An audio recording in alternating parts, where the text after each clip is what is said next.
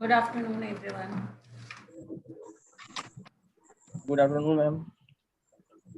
Afternoon. So, कल तक जो पढ़े हैं उसमें कोई कंफ्यूजन है बताइए, जो लास्ट डे पढ़ा था. Good afternoon, ma'am. Good afternoon.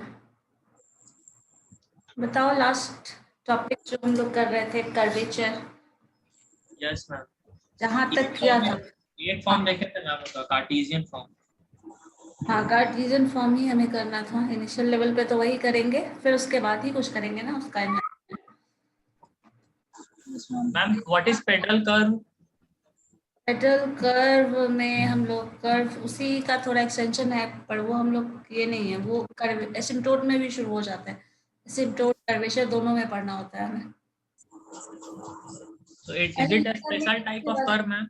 Parametric form के बाद भी वो करेंगे. पेडल फॉर्म आता है उसका, Okay. तो वो हम उसके बाद ही करते हैं.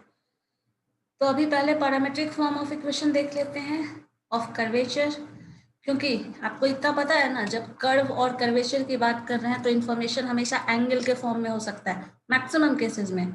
Yes, ma'am. Polar form. Fine करता है, तो हमें पोलर फॉर्म देखना होगा, और जिसमें हमारे पास इन्फॉर्मेशन हमेशा थीटा के फॉर्म में होगा. ठीक है, तो पोलर कर्व पोलर फॉर्म पढ़ना ज्यादा इम्पोर्टेंट है. Ma'am, in examination also, ma'am, most of the times question comes from polar form. Polar form, या. Yes, ma'am. In previous year also, ma'am. Okay, so we have to go through that. Okay, then so start करते हैं कुछ polar form का extension और जो derivation, जो formula हम लोग यूज करने वाले हैं वो सब. ठीक है. देन हमने लास्ट डे जो पढ़ा था वो सारा टर्म एक बार ध्यान में रखो, क्योंकि उसका यूज तो कहीं ना कहीं रहेगा ही. टर्म्स तो वही रहेंगे, बस इक्वेशन हमारा पोलर फॉर्म में रहेगा. तो क्या चेंजेस आएंगे वो देखना है.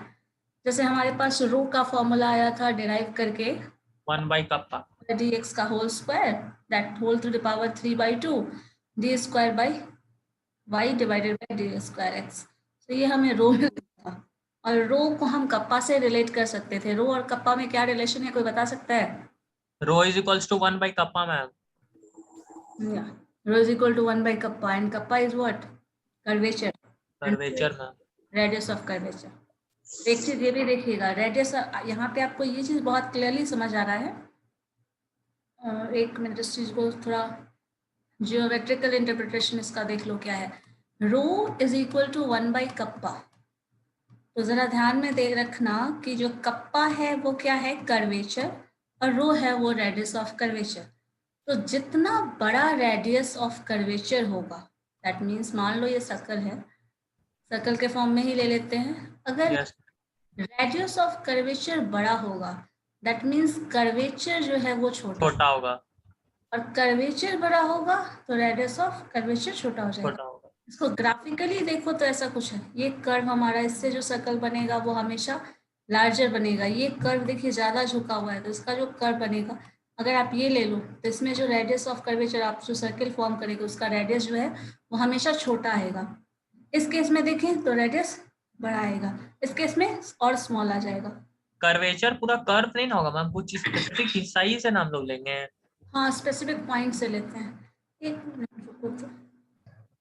होगा मतलब कर्वेचर जितना बड़ा होगा, रेडियस ऑफ कर्वेचर उतना क्या हो जाएगा, छोटा. ठीक है. तो वही चीज हमें देखना है, कर्वेचर जितना बड़ा होगा ये कर्व जितना लार्जर दिखेगा उतना स्मॉल, मतलब आपका रेडियस हो जाएगा, और दूसरे केस में अपोजिट. चलो ठीक है, इसी चीज पे बेस्ड इस चीज को समझना था. एंड देन अगेन हम आते हैं पे पैरामेट्रिक फॉर्म ऑफ इक्वेशन में.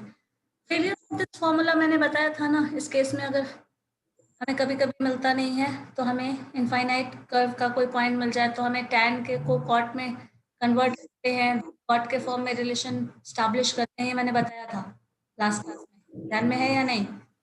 Yes ma'am. अब फॉर्मूला है वो वैलिड नहीं होता.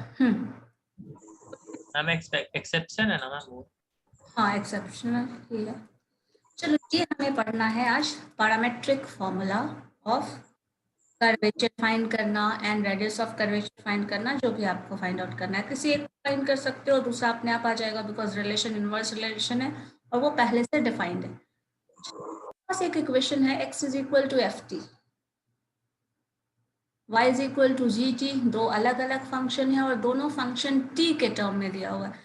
जनरली अगर आपको ये क्वेश्चन मिलेगा इस तरह का तो वो थीटा के टर्म में होगा, एफ थीटा जी थीटा ऐसा कुछ कर्व होगा। तो अब हमें चाहिए क्या, dy बाई डी एक्स का formula. So dy by D x is equal to, अगर हम कैलकुलेट करें तो दोनों फंक्शन न्यूमरेटर में जो फंक्शन है वो dy बाई डी एक्स निकालने के लिए y को t के रिस्पेक्ट में डिफरेंशिएट कर दो, x को t के रिस्पेक्ट में डिफरेंशिएट कर दो। That means dy by D T divided by D x by D T, हमें ये मिल गया। और जो ये डिफरेंशिएट करके आया है y का फंक्शन gt है तो वो g डैश t लिख सकते हैं आप, no doubt. f dash t लिख सकते हैं, डिफरेंशिएट करके आया है तब। अब हमें एक बार तो डिफरेंशिएशन चाहिए नहीं, क्योंकि हमें फॉर्मूला वापस से, फॉर्मूला तो उसी फॉर्म में यूज होगा जो लास्ट टाइम हम कर रहे थे, बस पैरामीट्रिक फॉर्म में दिया रहेगा, ऐसा रहेगा। चलो अब इस सम को हम दोबारा डिफरेंशिएट करें तो क्या हो जाएगा, जो आपने ऑलरेडी डिफरेंशिएट किया हुआ है उसका सेकेंड डेरिवेटिव निकालना है। अगर इसका सेकेंड डेरिवेटिव निकालें तो we can write D by D x, D by D X. और D Y by D x को जो डिफरेंशिएट आप करोगे वो ऑलरेडी जो फंक्शन के फॉर्म में है वो तो t के फॉर्म में है, तो आपको फिर से उसी फंक्शन को d Y by D x को t के रिस्पेक्ट में डिफरेंशिएट करना पड़ेगा और फिर से उसी फंक्शन को t को x के रिस्पेक्ट में मतलब x के को t के रिस्पेक्ट में डिफरेंशिएट करना पड़ेगा। तो जब दोबारा से आप जब ये डिफरेंशिएशन करेंगे तो आपके पास g डैश t और f डैश t का डिफरेंशिएशन निकालना है। सेम टर्म आप दोबारा से रिपीट कर रहे हो, तो जो रिजल्ट आ रहा है वो ये आ रहा है, g dash t f dash t। अगर कंफ्यूजन है तो बोलो, व्हाइट बोर्ड पे बता दूं क्या किया। एक बाई डी एक्स के रिस्पेक्ट में D T by D x के रिस्पेक्ट में डिफरेंशिएट करके ये टर्म ले आ रहे हैं। अब हमें ये जो मिला है वो हमें u बाई वी के फॉर्म में मिलेगा, इसको हमें u बाई वी के फॉर्म में ब्रेक करना है। Then f dash t g double dash t differentiation of v into d u. अब देखो v क्या है, this term is v and d u, इस टर्म का दोबारा से डिफरेंशिएशन, तो g डैश t पहले से था वो g डबल डैश t हो गया, minus sign u g dash t, double differentiation second derivative of this term, so f dash double dash t divided by जो डिनोमिनेटर में है उस टर्म का स्क्वायर, और dx बाई dt को आप 1 बाई f डैश t लिख सकते हैं। जो भी टर्म्स है बस उसको हम लोग नोटेशन चेंज कर दे रहे हैं। नोटेशन चेंज कर रहे हैं इसलिए क्योंकि यहाँ पे हमें थोड़ा लेंदी लग रहा है वो फंक्शन। मैम, हाँ बोलो मैम ऊपर से समझ में नहीं आया, मैम एक्चुअली डिस्कनेक्ट हो गया था मेरा। ये वाला function start ma'am, dy by dx का डिफरेंशिएशन t के रिस्पेक्ट में किए हैं मैम। हाँ ये वाला शुरुआत वाली बात कर रहे हैं, ये वाली। Yes ma'am. हाँ तो इस दोनों फंक्शन को हमें dy बाई डी एक्स के टर्म में है तो dy बाई डी एक्स निकालना है, बट इन्फॉर्मेशन तो t के रिस्पेक्ट। अब इसको x के रिस्पेक्ट में तुम डायरेक्टली डिफरेंशिएट करोगी तो वो तो 0 आ जाएगा ना, तो वो तो हमें करना नहीं है। तो हमें क्या करना पड़ेगा, इसको t के रिस्पेक्ट में डिफरेंशिएट करना पड़ेगा। तो dx बाई dt निकाल रहे हैं और dy बाई dt निकाल रहे हैं, दोनों का रेशियो ले रहे हैं तो हमें dy बाई dx मिल रहा है। ठीक है, ये हम लोगों ने पहले भी किया है। Yes ma'am. बस एग्जैक्टली वही काम यहाँ पे कर रहे हैं। अब इसी का सेकेंड डेरिवेटिव चाहिए तो सेकेंड डेरिवेटिव निकालोगे तो इस फंक्शन का, जो फंक्शन आपके पास ऑलरेडी आ गया है फर्स्ट डेरिवेटिव में, उस फंक्शन का दोबारा से डिफरेंशिएशन करना है। लेकिन दोबारा से भी डिफरेंशिएट करने के लिए आपको पता है फिर से y और x के टर्म में इंफॉर्मेशन नहीं है, तो आपको फिर से t के रिस्पेक्ट में डिफरेंशिएट करना पड़ेगा। तो देखो यहाँ dy बाई डी एक्स लिख तो रहे हैं, हम इसको डिफरेंशिएट कर रहे हैं फर्स्ट स्टेज में, डेल स्क्वायर जो d square y by D x square is equal to d by D x, D by D x यही लिखते हैं हम। बट यहाँ पे dx के रिस्पेक्ट में आप डिफरेंशिएट ही नहीं कर सकते, तो आपको करना क्या पड़ेगा, t के रिस्पेक्ट में, और t के रिस्पेक्ट में डिफरेंशिएट करेंगे तो dt बाई dx ये भी हमें लाना पड़ेगा, तभी हम चेंज कर सकते हैं।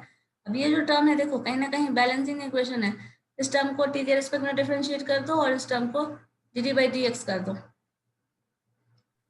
जब ये करेंगे हम तो dy बाई dx का वैल्यू यहाँ पे पुट कर दिया, dt बाई dx को 1 बाई dx बाई dt भी लिख सकते हैं, लिखा जा सकता है ये। हम 1 बाई dx बाई dt सारे टर्म्स को, वैल्यूज को, अब इसको हमें u बाई v के फॉर्म में इस टर्म को ब्रेक करना पड़ेगा, क्योंकि डायरेक्टली हमें इसका भी डिफरेंशिएशन नहीं मिलने वाला है और इस टर्म का तो मिलना ही नहीं है। तो अब इस टर्म को u बाई v पे ब्रेक कर लो, v टर्म का स्क्वायर, देखो f डैश t का square, square of this term, into, अब यहाँ पे न्यूमरेटर में आइए, v into du minus u into D V, है ना, f dash T minus G double dash T minus G dash T f double dash T, ये term इधर D X जो है dx बाई डी टी को आप f dash T लिख सकते हो, तो डायरेक्टली ये वैल्यू रख दो। जब ये वैल्यूज हमें मिल गया है तो हमें क्या कर रहे हैं, हम लोग कुछ कर नहीं रहे हैं, बहुत ज़्यादा कुछ कॉम्प्लिकेटेड टर्म्स नहीं यूज़ कर रहे हैं, बस f डैश टी को x डैश से रिप्लेस कर दे रहे हैं। आप चाहो तो इसी फॉर्म में भी लिख सकते हो, कोई प्रॉब्लम नहीं है। तो यहाँ पे f डैश टी को x डैश से रिप्लेस कर दिया, g डैश टी को y डैश से रिप्लेस कर दिया, dy बाई dx को obviously y dash by x dash, क्योंकि इसका वैल्यू g डैश का वैल्यू x डैश है, और सॉरी y डैश है एंड इसका x डैश है, तो यही चीज़ रिप्लेस कर दिया गया। डेल स्क्वायर में आपके पास जो टर्म आया है, f डैश टी को x dash, g double dash T को y double dash, y dash को g डैश को y dash, g dash T को सिंपली ये नोटेशन हम डाल दिए।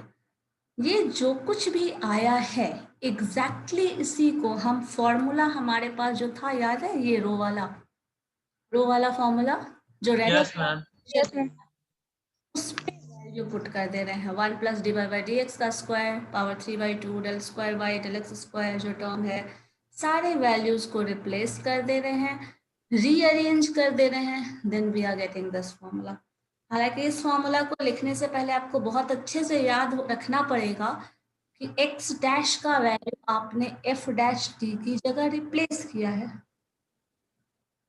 ठीक है, y डैश का वैल्यू आपने g डैश t से रिप्लेस किया है, और y डैश g डैश जो है वो फंक्शन किस फॉर्म में दे रहा है, x और y के फॉर्म में। x और y के फॉर्म में कौन सा फॉर्म है वो आपको ध्यान रखना पड़ेगा, तभी वैल्यू यूज करना, अदरवाइज सीधे जो टर्म है यहाँ पे y dash dy by D x लिखा हुआ है ना, तो dy बाई डी एक्स का जो एक्चुअल वैल्यू है g डैश t और f डैश t, आप डायरेक्टली ये लिखो यहाँ, अगर कंफ्यूजन नहीं होता है तो, सॉरी, अगर कंफ्यूजन हो जाता है तो डायरेक्टली वो वैल्यू यूज करो, अगर कंफ्यूजन नहीं हो रहा है देन ये रिप्लेसमेंट वाला याद रखना, ठीक है,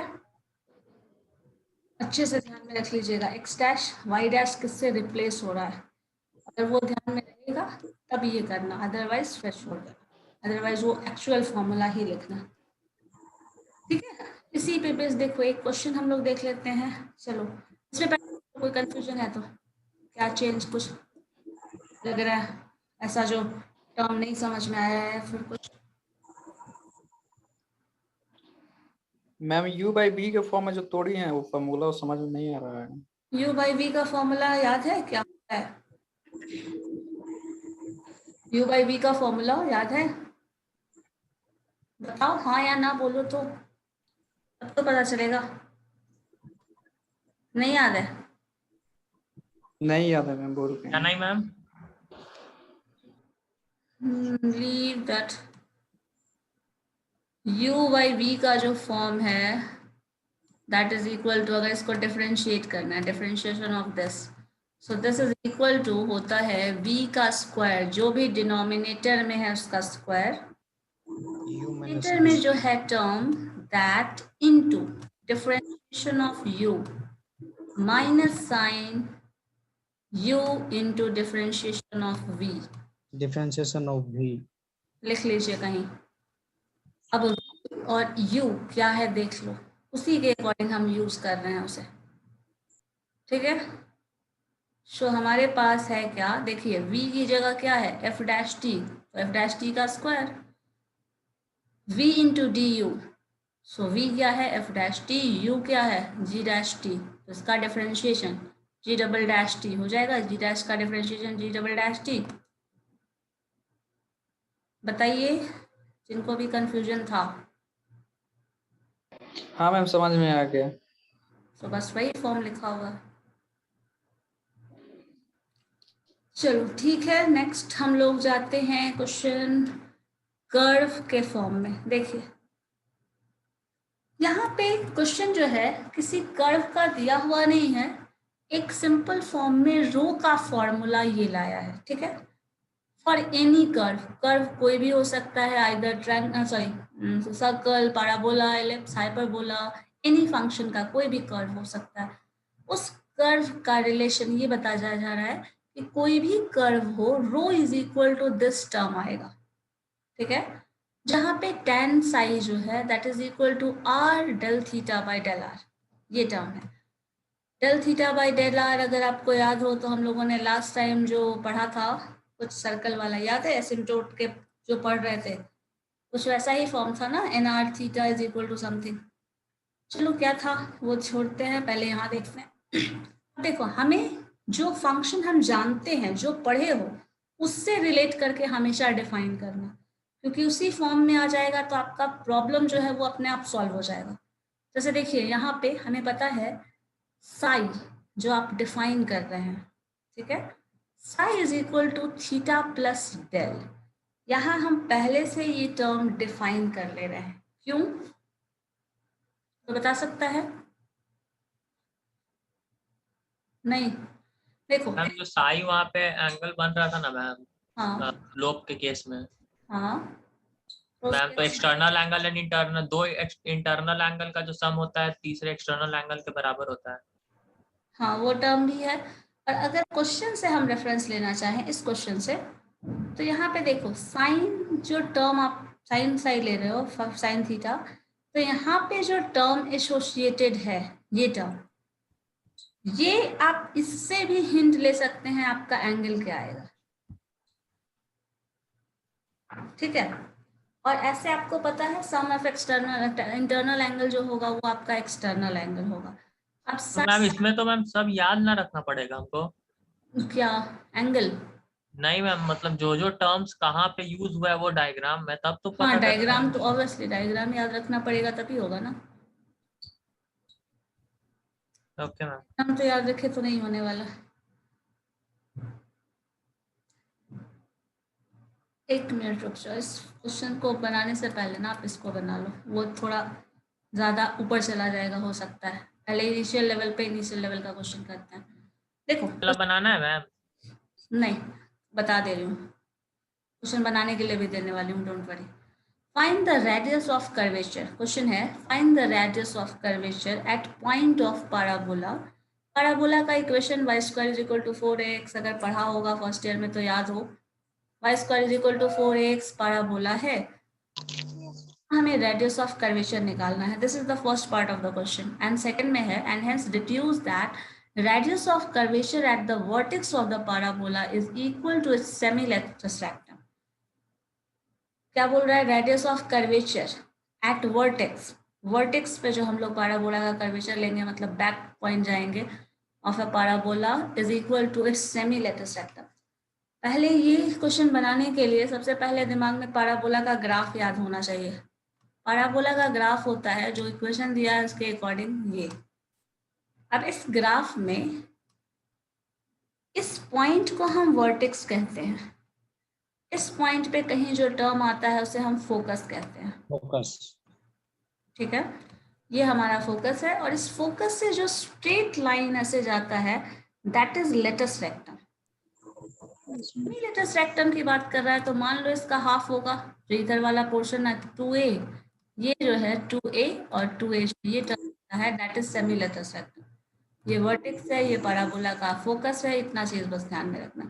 फोकस अगर इतना कुछ इमेज क्लियर है पैराबोला का तो फिर हम आगे प्रोसीड करते हैं। सो इसमें अब क्वेश्चन में बोला गया है पहले तो कर्वेचर निकाल लो, तो पहले हम कर्वेचर ही निकाल लेते हैं, सॉरी रेडियस ऑफ कर्वेचर। तो रेडियस ऑफ कर्वेचर निकालने के लिए वी नो कि हमारे पास ये फॉर्मूला है rho is equal to 1 plus y1 to the power square 2 that to the power 3/2 divided by y2, हमारे पास ये इक्वेशन है। अगर इसे हम हमें सॉल्व करना है तो जस्ट डिफरेंशिएट करिए इक्वेशन ऑफ पैराबोला को। तो y square is equal to 4ax, अगर डिफरेंशिएट करेंगे then 2y divide by dx that is equal to 4a। इधर आपका x था, x का डिफरेंशिएशन 1 हो जाएगा। y divide by dx divided by is equal to 4a। dy by dx निकालोगे तो ये 2y इधर आ जाएगा अपोजिट साइड में, और 2 और 4a they will cancel each other, बचा 2y। सो हमें फर्स्ट डेरिवेटिव मिला है जो फ्रॉम इक्वेशन ऑफ पैराबोला, वो 2y बाई a मिला। सेकेंड डेरिवेटिव में हमें फिर से डिफरेंशिएट करना पड़ेगा। जब दोबारा डिफरेंशिएट करोगे इस फंक्शन को 2a बाई y को, अगर आप दोबारा डिफरेंशिएट करेंगे तो आपको दिख रहा होगा 2a इज अ कांस्टेंट, जो चेंज हो रहा है वो वेरिएबल क्या है, y। वेरिएबल हमारे पास y है। अब 1y का डिफरेंशिएशन अगर हम करें तो क्या आ जाएगा, हमारे पास जो टर्म था 2ay है, अब इसको डिफरेंशिएट करोगे तो क्या हो जाएगा, 2a कांस्टेंट और 1y का डिफरेंशिएशन कोई बता सकता है क्या होता है? -1/y square. तो -1/y स्क्वायर, और y का डिफरेंशिएशन होता है dy बाई dx। ठीक है, तो यही टर्म हमें वहां आया है, देख लेते हैं क्या है। और y स्क्वायर, चलो देखिए यही लिखा हुआ है, और y dy बाई dx को y1 से रिप्रेजेंट कर रहा है, और ये हम कर सकते हैं। चलो यहाँ तक 2ay स्क्वायर। अब देखो y1 का वैल्यू कितना है, देखो तो वापस से 2ay है क्या? Yes ma'am. वापस से हम यहाँ रख सकते हैं, तो यहाँ 2 into 2 4, a into a square, so 4a square minus sign के साथ आपका डिवाइडेड बाई वाई क्यूब, ये मिला हमें सेकेंड डेरिवेटिव। जो सेकेंड डेरिवेटिव मिला है, फर्स्ट डेरिवेटिव मिल गया, वैल्यू इतना ही चाहिए हमें रेडियस ऑफ कर्वेचर के लिए, तो सारे वैल्यूज को यहाँ बस पुट कर दो। देखो इस इक्वेशन में, रो वाले इक्वेशन में, जब रो वाले इक्वेशन में आप लिखेंगे तो 1 is 1 as it is, y1 square जो आया है वो आपका यहाँ आया था y1 का square, y1 means this square, so 2a का स्क्वायर 4a स्क्वायर हो जाएगा, y है सो y का स्क्वायर का power 3/2 divided by 4a square by y cube, minus sign, minus as it is हमारे पास पहले से है, 4a स्क्वायर, इसको क्रॉस मल्टीप्लाई करो तो a square plus 4a square मतलब y square plus 4a square that to the power 3/2 divided by 4a square. यहाँ पे आपको y क्यूब जो टर्म है, और यहाँ से आपके पास y क्यूब इधर भी आ रहा है, देखिए जब इसको ब्रेक करिएगा तो क्या होगा, ये y स्क्वायर का पावर 3/2 होगा, तो 2 पावर कट गया, नीचे क्या बचा y क्यूब, यहाँ डिनोमिनेटर में इधर भी y क्यूब है, दोनों y क्यूब कैंसिल, सो इतना बचा हमारे पास। इसी टर्म को अगर हम चाहें तो हम ऐसे ब्रेक करके 4a square plus y square का वैल्यू लिख दो, आपको वापस से क्या था, वाई स्क्वायर का वैल्यू 4ax, यहाँ पे वाई स्क्वायर का वैल्यू 4ax लिख दिया, लिख सकते हैं ना, ये वाई स्क्वायर देखो तो, यस मैम। हाँ, तो वाई स्क्वायर का वैल्यू हम रिप्लेस कर दिए 4ax से। अब देखो यहाँ पे भी आप चाहो तो 4 कॉमन ले सकते हो, तो 4 का पावर 4 और a कॉमन ले लिया, बचा क्या आपके पास a प्लस एक्स, 4a का पावर 3/2, a प्लस एक्स का पावर 3/2, ऐसे भी ब्रेक कर दिया, 4a स्क्वायर यहाँ भी है, अब देखो इसको 4a स्क्वायर पे ब्रेक करोगे तो आपके पास यहाँ a का पावर 3/2 होगा, यहाँ नीचे a स्क्वायर है, तो एक a जो है वो कैंसिल हो जाएगा, 4 नीचे डिनोमिनेटर में है आपका, इधर जो टर्म आ रहा है 4 का क्यूब का पावर 3/2, मतलब क्या बचा, देखो तो जरा सॉल्व करके बताओ, 4 का पावर 3/2 है, तो पहले क्या हो जाएगा, 4 का क्यूब निकालेंगे तो क्या हो जाएगा, और पावर 3/2, एक्सक्यूज मैम। बोलिए। मैम यहाँ पे a प्लस एक्स कैसे लिखे, a प्लस एक्स, एक मिनट रुको, ये इतना क्लियर है ना, ये टर्म तो लिख सकते हैं, चलो यस मैम। व्हाइट बोर्ड पे हमारे पास टर्म्स है 4a square minus sign, sorry plus sign 4ax plus 4ax and that to the power 3/2, हमारे पास इतना टर्म है। इसमें से 4a को कॉमन ले लो, अच्छा वाई स्क्वायर है ना, तो 4ax, बताइए इतना कर ये लिख सकते हैं। Yes ma'am. अब इसमें से a कॉमन ले लिया, 4a कॉमन ले रहे हैं, ठीक है, यहाँ टर्म से, इस टर्म से हम 4a कॉमन ले रहे हैं, कॉमन ले लिए तो क्या हो गया, इसका पावर 3/2 हो जाएगा, क्योंकि यहाँ पे पावर 3/2 है। अब इधर देखो क्या बचा, a बचा यहाँ, ए प्लस एक्स। ठीक है, और इसका पावर जो है वो 3/2 है। डिनोमिनेटर में भी देख लीजिए आपके पास क्या था, 4a स्क्वायर, और ये माइनस साइन भी है यहाँ पे, 4a स्क्वायर। अब देखो इसको ब्रेक करो थोड़ा, 4a का पावर 3/2 है, 4a का पावर 3/2 होने का मतलब है एक तो सिंपली 4 हो जाएगा। देखो किसी भी पावर 3/2 होने का मतलब पावर क्या है, 3/2 कब होता है, एक टर्म पूरा हो और एक रूट में हो, ठीक है, तो ये टर्म 3/2 होता है, मतलब 3 का पावर 4। अब देखो सॉरी पावर 3/2, अब देखो यहाँ पे 4 है, 4 इंटू √4, इसको हम ऐसे लिख सकते हैं। इसी तरह a को भी हम लिख सकते हैं a इंटू √a, ठीक है। क्या कर रहे हैं, इस टर्म को इतने को लिख रहे हैं बस,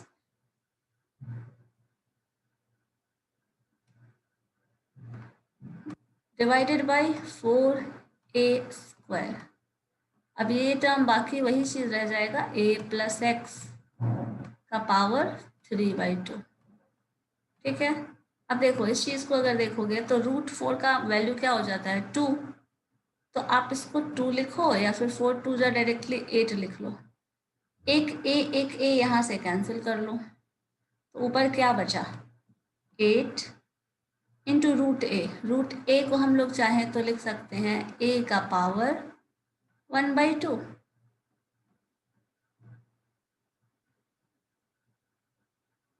ठीक है। और अगर यहाँ माइनस साइन तो चलो माइनस के फॉर्म में भी -a/2, ये टर्म a प्लस एक्स का पावर 3/2 हो गया। इधर वाला आपने डिवीजन में जो रखा था 4a में, आप चाहो तो क्या लिखोगे, एक a कैंसिल हो चुका था ना, तो 4a में अगर हम देखें तो एक a हमारे पास यहाँ बचा रह जा रहा है, और 4 को हम चाहें तो यहाँ कैंसिल करके 2 लिख सकते हैं, तो क्या बचा, 2 into a to the power -12। ये जो a है इसको आप चाहो यहाँ a प्लस हाफ ना आएगा, a प्लस हाफ, a का पावर ये जो देखोगे तो ये जो आप इधर से कैंसिल करोगे इससे, मान लो ये पावर 1 है और ये पावर हाफ है, तो हम इसको भी कैंसिल कर लें तो क्या बचेगा ऊपर, यहाँ a का पावर हाफ बचेगा, बताओ। Yes ma'am. कोई कंफ्यूजन है, नहीं, a का पावर हाफ यहाँ बचा, ये सारा टर्म कैंसिल, हमारे पास क्या बचा, दिस इज 2, दिस 2 जो बचा रह गया वो देखो हाईलाइट कर लो, ये 2 बचा रह गया, ये कैंसिल हो चुका है, ये पूरा टर्म कैंसिल हो चुका है, ये बचा हुआ है, और a का पावर हाफ आया है। ये a का पावर हाफ अगर ऊपर जाएगा तो वो -12 हो जाएगा, और यहाँ माइनस साइन है, इसमें माइनस माइनस था वो है, तो जो बच रहा है वो देखो क्या बचा, that is 2 a to the power, यहाँ प्लस हाफ था ये कैंसिल हो गया, a का पावर ऊपर आया है तो -12 हो गया, और यहाँ उधर जो बचा रह रहा है वो देखो a प्लस एक्स का पावर 3/2, इतना बचा है हमारे पास, ठीक है। यही वो टर्म है जो हमारे पास रिमेनिंग है। देख लेते हैं यही चीज़ है या नहीं, क्रॉस वेरीफाई कर लेते हैं। देखिए वही टर्म आया है,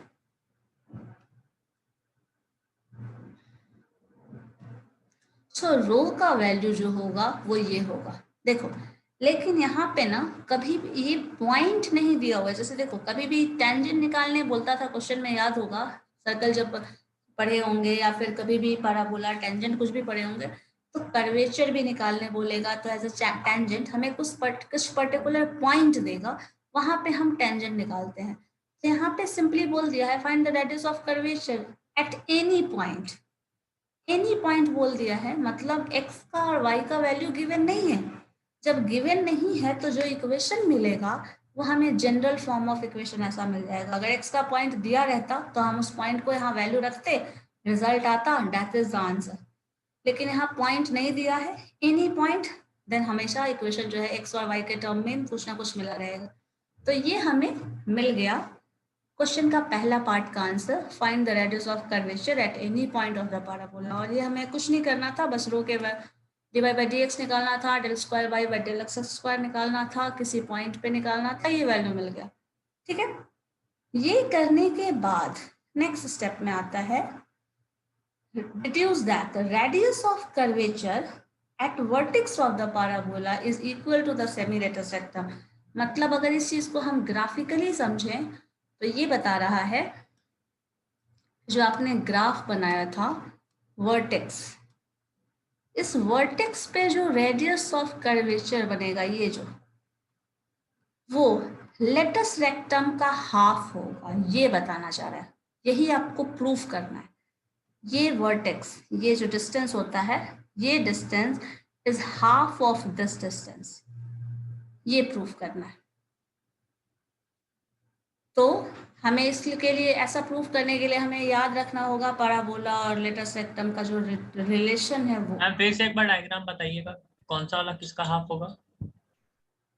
बोल रहा है वर्टेक्स, जो आप इस वर्टेक्स से ये जो लेटस रेडियस निकाल रहे हैं, रेडियस ऑफ कर्वेचर इस वर्टेक्स पे, इस वर्टेक्स पे जो निकाल रहे हैं रेडियस ऑफ कर्वेचर, उस वो जो है वो इसका है हाफ।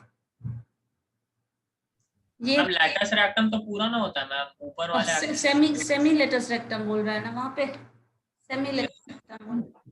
क्वेश्चन देखिए, yes ma'am, semi means half of that. Radius of curvature at the vertex of the parabola is equal to its semi-latus rectum. That means half ना। लेटस रेक्टम का जो फॉर्मूला होता है अकॉर्डिंग टू वर्टेक्स, मतलब जो हम पढ़ते हैं पैराबोला, स्टैंडर्ड वाला, that is 4a, standard form में 4a।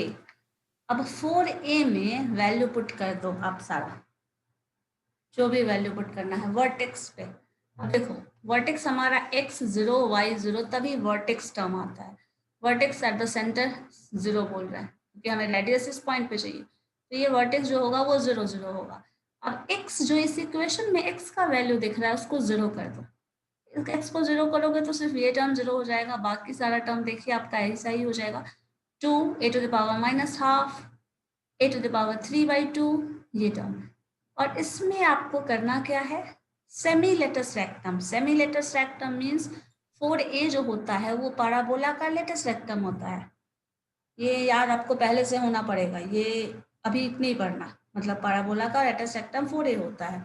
4a का सेमी लेटस रेक्टम मीन्स 2 से डिवाइड कर दो, दैट इज 1/2 के बराबर। अब देखो इस जो a को है, आप देखो यहाँ पे a का पावर 3/2 है और a का पावर -1/2 है, दोनों को मल्टीप्लाई कर लेंगे, ऐड कर देंगे तो क्या हो जाएगा, a का पावर 2 हो जाएगा। अब देखो a का पावर क्या आ जाएगा, सिंपली a आ जाएगा, a का पावर -½ प्लस a का पावर 3/2, क्या होगा बताओ, a होगा। करके देखो कोई भी, 3/2 में से -½ घटाओ,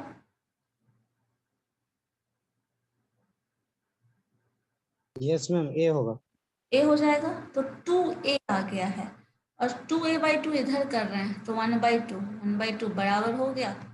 यही बता रहा है कि सेमी लेटस रेक्टम के बराबर हो जाएगा। बस इतना ही प्रूफ करना था इसमें। इसको और सॉल्व करके ऐसे भी बना सकते हैं बट इसकी जरूरत नहीं है आपको क्वेश्चन में। Semi latus rectum means 4a/2 और 4a/2 मीन्स हाफ आ गया। ए तो कांस्टेंट है, ए का कुछ भी वैल्यू हो सकता है, जो वैल्यू होगा वो वैल्यू रख देंगे क्योंकि इसमें दिया हुआ नहीं है। अगर दिया हुआ होता तो हम उसको भी निकाल के वो टर्म रख के वैल्यू पुट करके सॉल्व करके बता देते, लेकिन जनरल टर्म दे रहा है।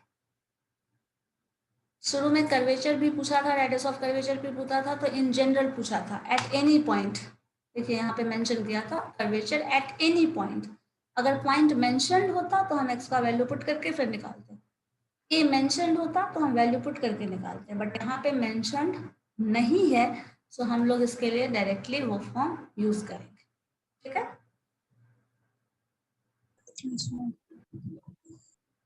अब चलो इसी तरह देखो ये टर्म यहाँ पे आपका पैराबोला जो आपने पढ़ा अभी जस्ट पैरामेट्रिक इक्वेशन, उसी का डायरेक्ट यूज है, मतलब डायरेक्टली उसी फॉर्म पे क्वेश्चन है। Radius of curvature at any point, at any point मतलब आपको पता है there is no point, given point, so given point नहीं है तो जनरल फॉर्म मिलेगा। A cos T B sine T हमारे पास पॉइंट है। पॉइंट किस फॉर्म में दिया है देखो, A cos T B sine T, A R sine theta और कॉस थीटा वाला फॉर्म है ना, तो ये हमें पोलर फॉर्म के फॉर्म में दे रहा है of ellipse, parametric ma'am. Parametric equation, theta के फॉर्म में भी नहीं है, पैरामेट्रिक इक्वेशन दिया है। अब A cos theta B sine theta के टर्म में दिया है, इलिप्स का इक्वेशन dy बाई dx के फॉर्म में दिया है। अब चलो यहाँ से हम कैलकुलेशन कैसे करेंगे, प्रोसीड कैसे करना है। देखो पहले तो हमारे पास जो इंफॉर्मेशन है इलिप्स पैराबोला उसके फॉर्म में, जो भी टर्म के फॉर्म में, यहाँ पे इलिप्स है तो इलिप्स का हम डिफरेंशिएशन करेंगे। अब ये टर्म जब डिफरेंशिएट करोगे आप, तो आपको पता है ये वैल्यू जो है वो किसके फॉर्म में दिया है, ये हमारा x कोऑर्डिनेट होता है और ये हमारा y कोऑर्डिनेट होता है। तो ये जो टर्म है आप इसको जब डिफरेंशिएट करेंगे तो जो मिलेगा वो क्या मिलेगा, x कोऑर्डिनेट। तो देखो a cos t को डिफरेंशिएट करो, a तो as it is, sine t cos t का differentiation minus sine t, minus sine t, dx by dt जो आया है that is minus a sine t. dy इस टर्म को डिफरेंशिएट करो, b cos t, मतलब dy बाई dt जो आया है वो b cos t। अब आपको सेकेंड डेरिवेटिव भी निकालना पड़ेगा या फिर dy बाई dx भी निकाल सकते हो। जब सेकेंड डेरिवेटिव निकालोगे तो इसका दोबारा से डिफरेंशिएशन कर लो, तो a minus A cos T, minus a cos t, इसका दोबारा से डिफरेंशिएशन, तो यहाँ cos आ गया तो ये माइनस हो जाएगा, दोनों माइनस माइनस आ गया। अब ये सारे वैल्यूज को जो पैरामेट्रिक फॉर्म आपने पढ़ा था अभी लिखा हुआ है वहीं पे देख लो, ये भी इस फॉर्म में रख देना है। x डबल डैश मतलब x डैश का स्क्वायर, तो x डैश क्या होगा, दिस टर्म, ये x डैश है, ये y डैश है, तो x डैश का स्क्वायर y डैश का स्क्वायर। अब x डैश की जगह देखो ये है x डैश, मतलब a इसका स्क्वायर माइनस है तो माइनस तो रिड्यूस हो जाएगा, a square sine square t plus b square cos square t that to the power whole 3/2। ठीक है, यही टर्म लिखा हुआ है ना। फिर आपका देखिए लिखा है x डैश का मतलब ये टर्म, और x डैश को y डबल डैश क्या है ये, तो दैट मीन्स a माइनस ये, तो माइनस ए बी तो प्लस ए बी हो जाएगा, sine t sine square t. Next plus minus sign है तो माइनस साइन दे देंगे, बचा क्या दूसरा, ये दोनों का क्रॉस मल्टीप्लिकेशन, ये भी ए बी है कॉस स्क्वायर टी और cos T cos square T into आपका जो टर्म आया वो लिख दो, ए बी कॉमन ले लो, sine square T plus cos square T is equal to 1, that means this is A B. और ये जो टर्म है इसको अगर ब्रेक कर लेंगे तो हम लिख सकते हैं, या फिर ब्रेक करने की जरूरत ही क्या है, डायरेक्टली हमें इसी फॉर्म में आंसर मिल जा रहा है। तो ये जो पॉइंट होगा ये हमारा रेडियस ऑफ कर्वेचर बता रहा है। अगर हमें इसमें वैल्यू दिया रहेगा थीटा का, मान लो साइन स्क्वायर थीटा में थीटा का वैल्यू दिया रहे, टी का वैल्यू दिया रहे यहाँ पे, तो अगर ये टी का वैल्यू दिया रहेगा तो वो कर्वेचर एट दैट पॉइंट बताएगा। लेकिन अगर नहीं दिया हुआ है तो वो जनरल फॉर्म दिया हुआ है, मतलब आपको सिंपल फॉर्म में इक्वेशन गिवन है, दैट्स इट। ठीक है, समझ रहे हैं इस बात को। अगर यहाँ वैल्यू गिवन हो तो वो पॉइंट देगा, नहीं गिवन हो तो वो जनरल फॉर्म है, मतलब ये सॉल्यूशन है। अब तुम्हें टी का वैल्यू कुछ भी पुट करते चले जाओ, आंसर आता चला जाएगा। ठीक है, अच्छा ये करके देखिए तो आप लोग जरा, इलिप्स का इक्वेशन गिवन है, इलिप्स का इक्वेशन है, कहीं टी और वो ए बी के टर्म में रिलेशन नहीं है, कर्वेचर के फॉर्म में भी नहीं है। चाहो तो ट्रांसफॉर्म कर सकते हो जैसे इसमें किया था, लेकिन प्रूफ करके ये बताना है rho is equal to A square B square by P Q, ये आ रहा है। और पी जो है वो P is equal to central perpendicular on a tangent. Tangent भी हमेशा याद रखना, हमेशा वही आएगा जहाँ कर्वेचर निकालते हैं, क्योंकि आपको इमेज याद होगा ना, तो कर्वेचर के पॉइंट पे ही टेंजेंट निकालते हैं और टेंजेंट के हेल्प से ही कर्वेचर निकालते हैं। तो P जो है that is a perpendicular line on a tangent. So देखिए तो सॉल्व हो सकता है क्या ये?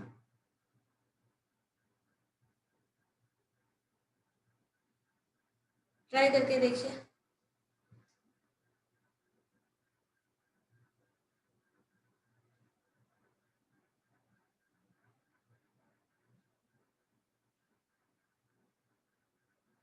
विनायक 2019 और 20 का क्वेश्चन तो पाटलिपुत्रा यूनिवर्सिटी का है ना? यस मैम 20 वाला 19 वाला तो आपको भेजे ना मैम, 20 वाला अभी एग्जाम होगा कहाँ, हम ही लोग का ना 20 वाला होगा। 20 वाला आप लोग का होगा? 20 में तो एग्जाम हो चुका होगा ना, 21 में आप लोगों का होगा ना? यस मैम, तो 2020 टू 2021 सेशन वाला ही ना होगा मैम, सेकंड ईयर तो उसी के अंदर आता है ना। बड़ा लेट सेशन होता है। जरूरत नहीं था, वैसा रहा तो प्रॉब्लम। मतलब ऑप्शंस वैसा कुछ रिस्ट्रिक्शन डाला हुआ नहीं था, ए बी यस मैम, करना ऐसा कुछ उसमें restriction? उसमें ma'am 8 question as an whole solve करना था। हाँ, एनी 8। Yes ma'am.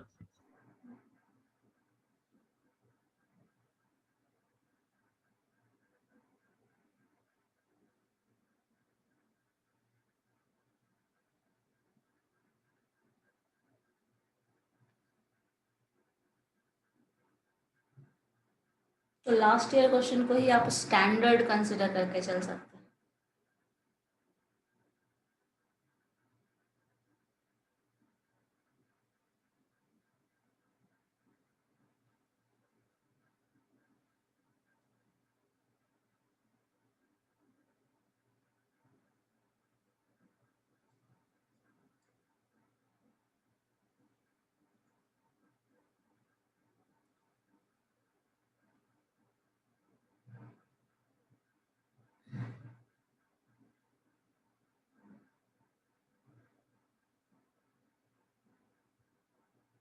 देखो ये क्वेश्चन सॉल्व हो सकता है या नहीं।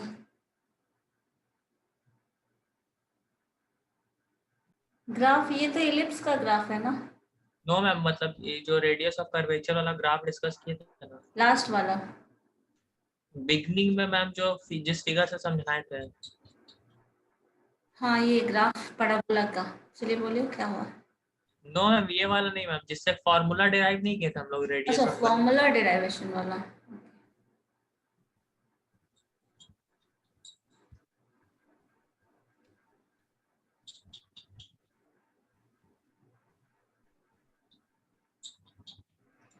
This one. सेंट्रल परपेंडिकुलर और टैंजेंट तो मैम सीक्यू ना होगा। क्या होगा? Perpendicular tangent. सेंट्रल परपेंडिकुलर और टैंजेंट जो पूछ रहा है उसमें पी से जिसको डिनोट किया है मैम, वो सीक्यू ना होगा। पी क्यू कैसे होगा? सेंटर परपेंडिकुलर ये हो जाएगा ना, सीपी होगा कि मैम सीक्यू होगा? सी पी होगा ना। इस पॉइंट तो कर्वेचर है, तो इस पॉइंट पे आप सेंटर से जो कर डाल रहे हैं परपेंडिकुलर, वो तो सी पी होगा ना। और रेडियस ऑफ कर्वेचर कौन होगा मैम इसमें? रेडियस ऑफ कर्वेचर भी वही होगा।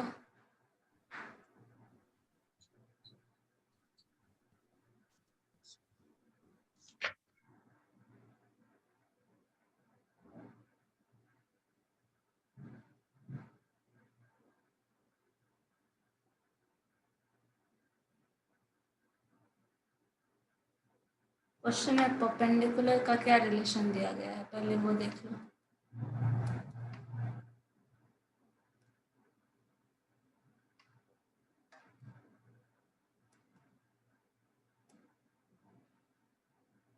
Central perpendicular on a tangent.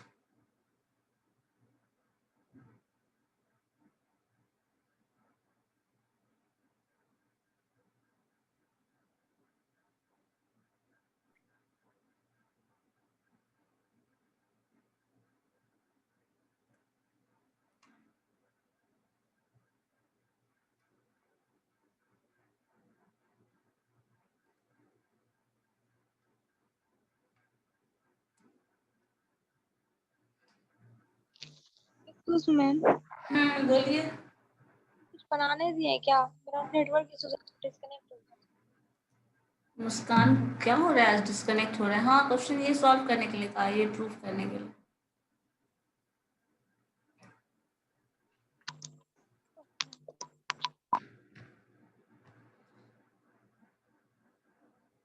divided by AB. क्या? And what we have to do after that, ma'am? ठीक है, रो वही होगा Yes, ma'am. Row like that, ma'am. Plus b square. हाँ ठीक है, इसके बाद करना है वो रिलेशन लाइक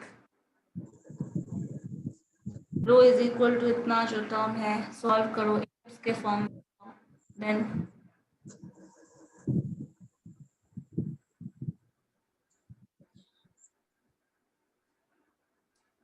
क्या समझ रहे हैं कुछ?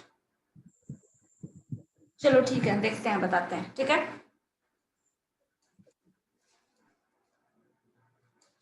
हमारे पास जो टर्म्स है, एलिप्स का इक्वेशन है, पहले वो देख लेंगे, क्या फोकस कर लेते हैं। रेडियस ऑफ कर्वेचर इतना आएगा, ये पहले से बताया हुआ है, तो आपको ये आता है या नहीं वो चेक कर लेना है, ज़्यादा कुछ नहीं करना। अब देखो ये दिया हुआ है, क्या टर्म आ रहा है पहले निकाल लो, फिर हम इस लास्ट में इसको प्रूव कर लेंगे। जो ये पी क्यूब आया है वो टेंजेंट है सेंट्रल परपेंडिकुलर पे, मतलब हमारे पास देखो ये एलिप्स का इक्वेशन है, आपको ये प्रूफ करना है, तो पहला फोकस हमें इस रिलेशन पे डालना है।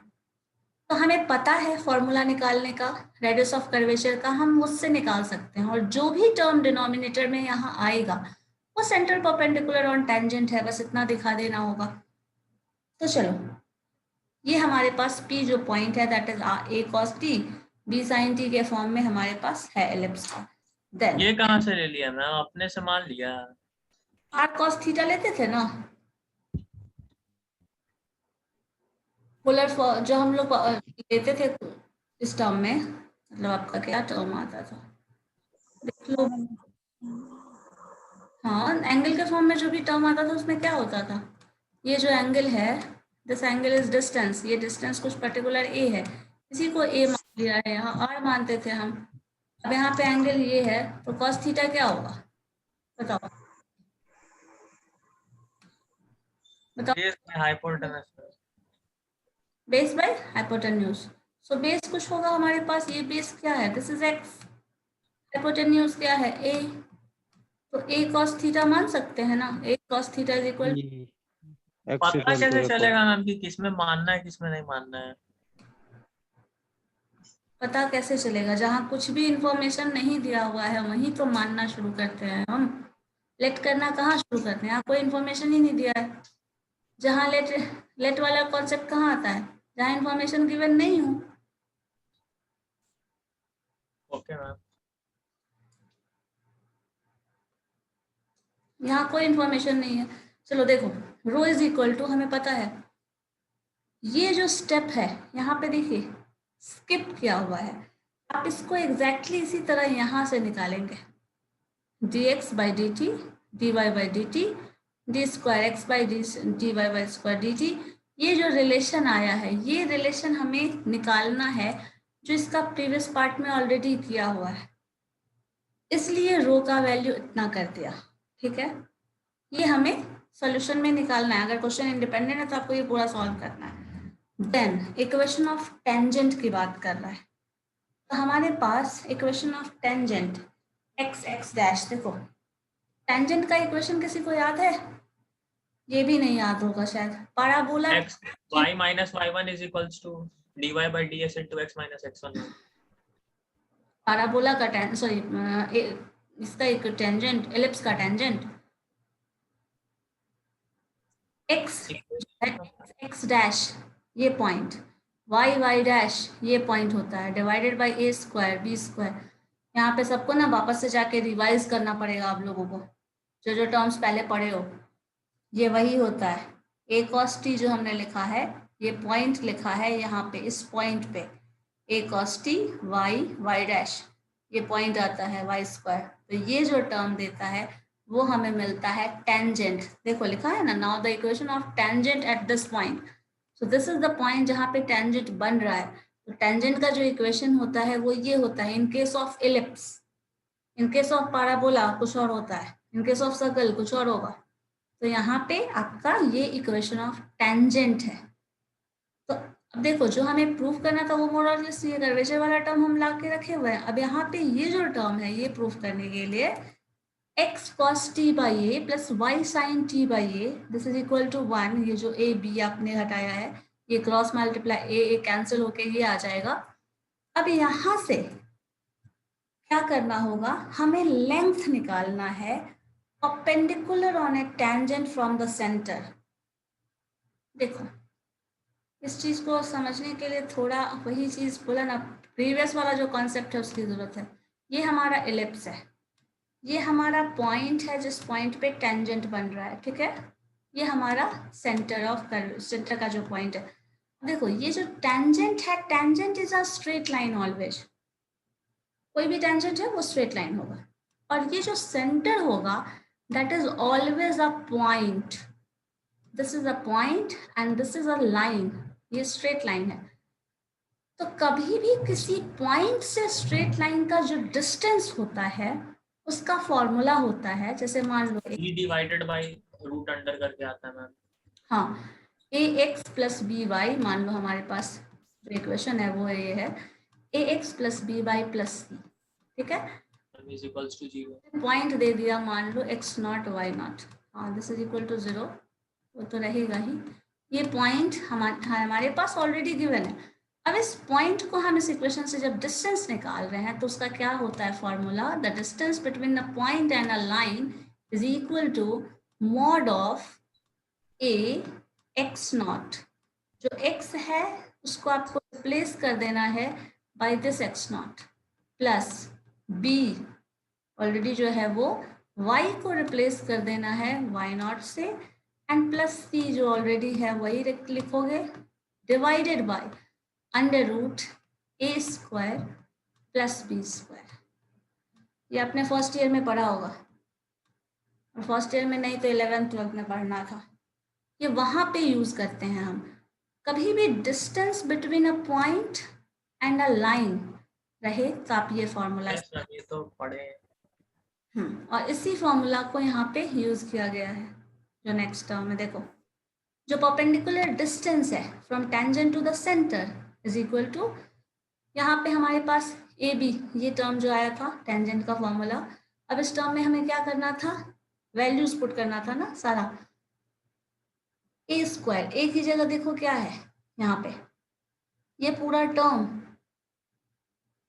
ए एक्स नॉट, ए एक्स बोल रहा है ना, ए एक्स बोल रहा था, तो x को छोड़ के बाकी जो टर्म है वो क्या है, कोएफिशिएंट ऑफ x नॉट, मतलब a जो हो गया वो क्या हो गया cos t by A. y यहाँ का y का कोएफिशिएंट क्या है sin t बाई b, तो cos square t by square plus sin square t by b square.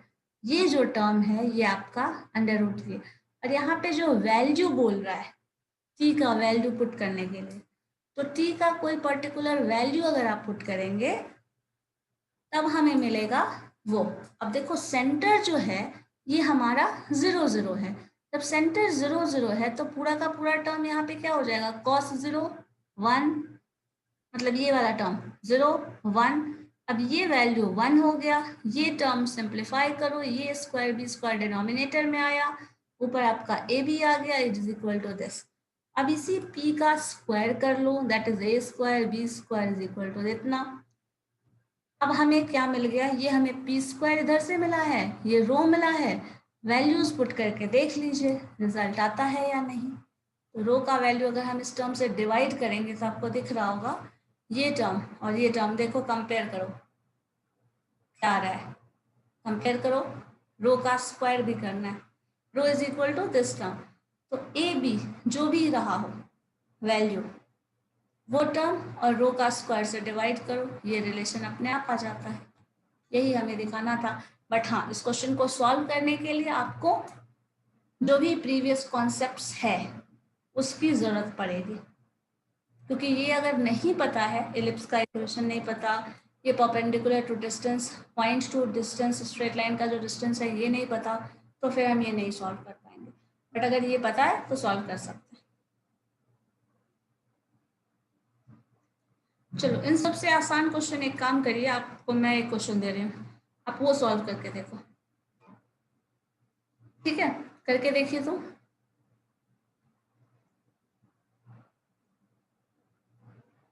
एक इक्वेशन है पैराबोला का, find the radius of curvature for the parabola x square is equal to 4ax। इस equation के लिए parabola का निकालना है आपको रेडियस ऑफ कर्वेचर। ए का भी वैल्यू 0 दे देते हैं आपको। चलो सपोज दिस इज 8x, ये हमारे पास पैराबोला का इक्वेशन है। Find the radius of curvature for this equation. चलो निकाल के देखो तो क्या आ रहा है। इसको सबसे बेसिक फॉर्मूला जो हम लोग लास्ट डे पढ़े थे उससे बना सकते हैं। बना के देखो क्या आता है। Ma'am y is equal to 4ax है ना? 8x है, 4ax नहीं है, 8x है। 4ax लिखते तो लिख सकते थे, बट जनरल इक्वेशन हो जाएगा, यहाँ पर्टिकुलर सॉल्यूशन आएगा। ओके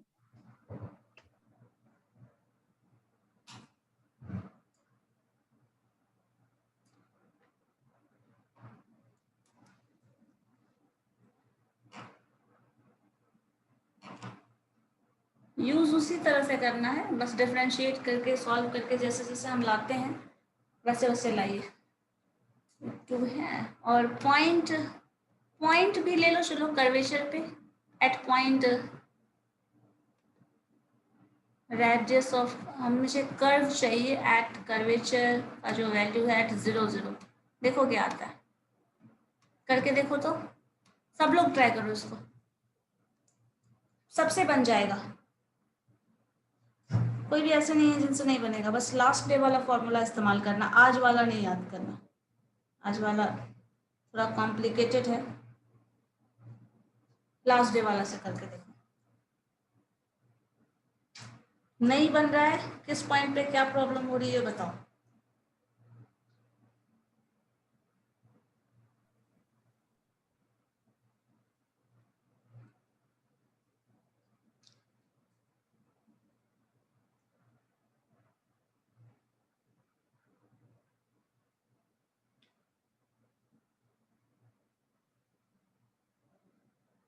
समझ में आया है? ध्यान देना, रेडियस ऑफ कर्वेचर हमें निकालना है इस इक्वेशन का। सो हमारे पास पैराबोला का इक्वेशन है। कभी भी रेडियस ऑफ कर्वेचर निकालते हैं क्या करते हैं, इस टर्म को डिफरेंशिएट करेंगे। सो dy बाई dx हमें मिलेगा। जो dy बाई dx निकल रहा है that is equal to, differentiate करेंगे तो यहाँ 2y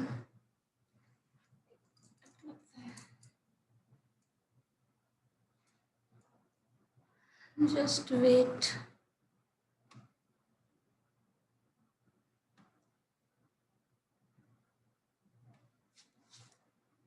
डिफरेंशिएट करेंगे तो क्या आ जाएगा 2y dy बाई dx। जब dy बाई dx कैलकुलेट करना हो तो निकाल सकते हैं dy by dx is equal to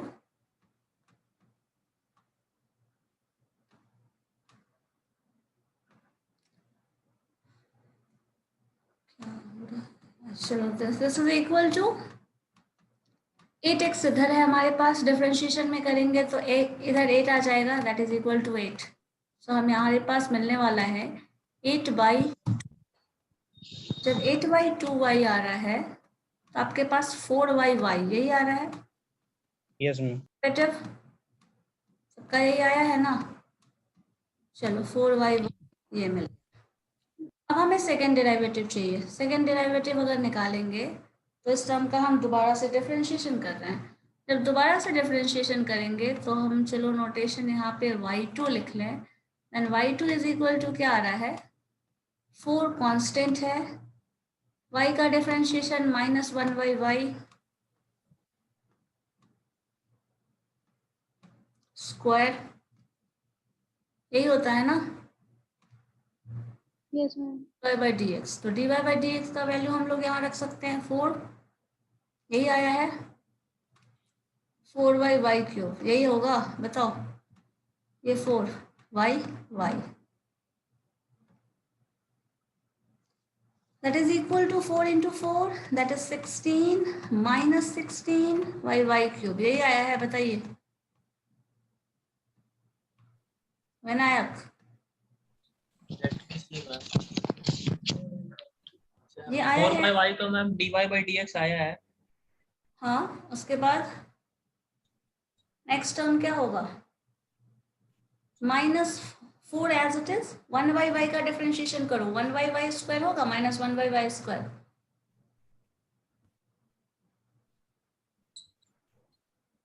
four तो कांस्टेंट है, 4 को तो हम बाहर रख लिए। ये 1 बाई वाई का डिफरेंशिएशन माइनस 1 बाई वाई नहीं होगा?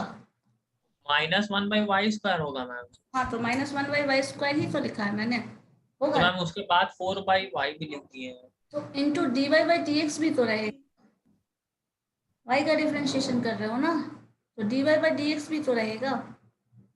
देखिए हम लोगों ने पहले बनाया उसमें भी तो वैसे ही कर रहे हैं।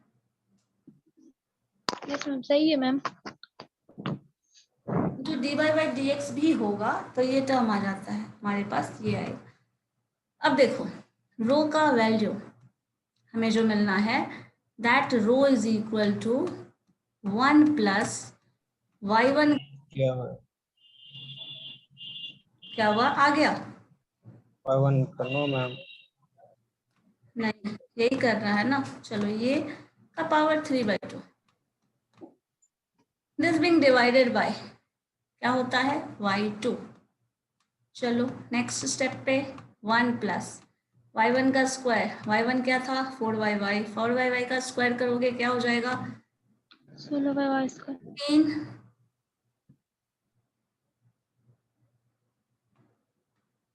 बाई y का स्क्वायर। इस टर्म का पावर हो जाएगा 3/2 डिवाइडेड बाय y2 जो आया है that is 16 minus 16 by y cube, so minus 16 by y cube. ठीक है, and this is equal to 1 plus, ये टर्म अगर सॉल्व करेंगे तो इधर आपके पास आ जाएगा y, इधर सॉल्व ही कर लो, this is y square plus 16 divided by Y square आएगा। डिवाइडेड बाई वाई स्क्वायर हम यहाँ नहीं लिखते हैं अभी, पावर 3/2 कर देते हैं और इसको वाई स्क्वायर डिवाइड करोगे तो यहाँ पे वाई क्यूब बचा रह जाएगा। ठीक है, ये ब्रेक करोगे तो ये पावर से बाहर आएगा, पावर 2 है यहाँ, 2 2 कैंसिल, 3 हो जाएगा। और यहाँ देखोगे तो क्या आ जाएगा, minus 16 divided by y cube. So y cube जो है वो कैंसिल हो जाएगा, होगा ना। सो आपके पास जो बचा है that is equal to y square plus 16, the power of this term is 3/2। इसी को सॉल्व करना है, डिवाइडेड बाई 16 माइनस 16, इसी में y का वैल्यू पुट करो,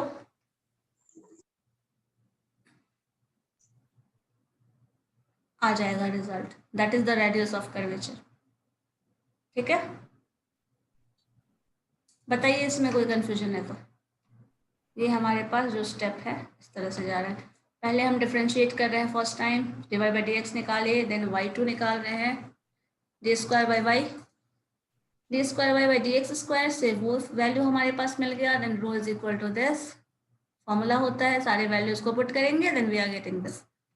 अब इस पे 0 भी वैल्यू पुट करोगे तो कुछ रिजल्ट आएगा, श्योर है। 2 2 भी पुट करोगे तब भी आएगा, जो रिजल्ट आएगा दैट इज द आंसर। समझे कुछ या नहीं?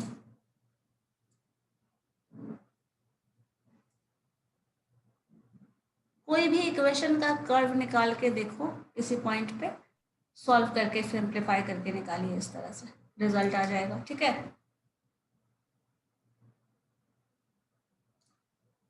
समझ में आया कुछ? विनायक क्या मिस कर रहे थे? Yes ma'am. So Y denominator में नहीं आ जाएगा, इसमें इन्फिनिटी पॉइंट तो नहीं मिलेगा। वहाँ गलती हो गया था मैम, डिफरेंशिएशन। हाँ, लॉजिकल एरर। सर्किल होगा, एलिप्स होगा, अगर इनफाइनाइट पॉइंट भी आ सकता है, कुछ ऐसा कर्व हो जैसे साइन कॉस टैन का कुछ कर्व हो, e⁻x का कर्व हो, तो उस तरह के कर्व में इनफाइनाइट पॉइंट आ सकता है। बट कर्वेचर निकाल रहे हैं तो वो किसी पर्टिकुलर पॉइंट पे निकालेंगे, तो उसका जो 0 और इनफाइनाइट आने का चांस है दैट इज टेंडिंग टू 0। ठीक है,